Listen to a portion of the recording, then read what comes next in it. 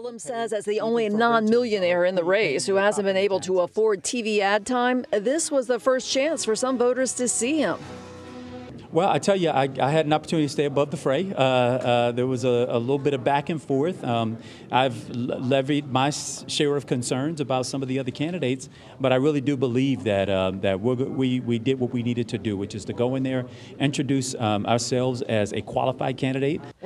Front runner in the polls, Gwen Graham says she did well, but sidestepped and had to be asked twice would she campaign with Bill Clinton given the Me Too movement. Maybe an oops moment in the debate. Otherwise, you handled all the questions. Absolutely not. I mean, the answer is who knows who wants to come here in the general. So we'll see who's interested in coming, and I think there's going to be a lot of interest. And I welcome people to come to Florida because this is the most important election in the country for 2018. Chris King thinks he scored points by levying a challenge to Graham. Was probably around the folk that she talked about low-wage jobs.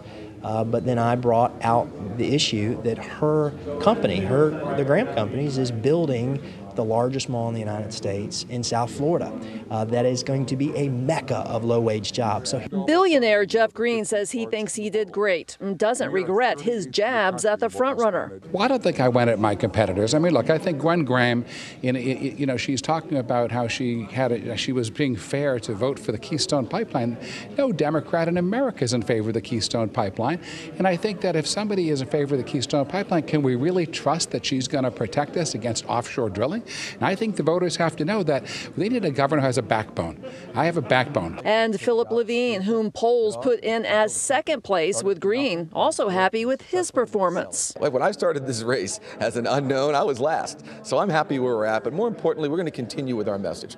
And what people are saying to me is they don't want somebody in office that's never actually been in office. They want people that get things done.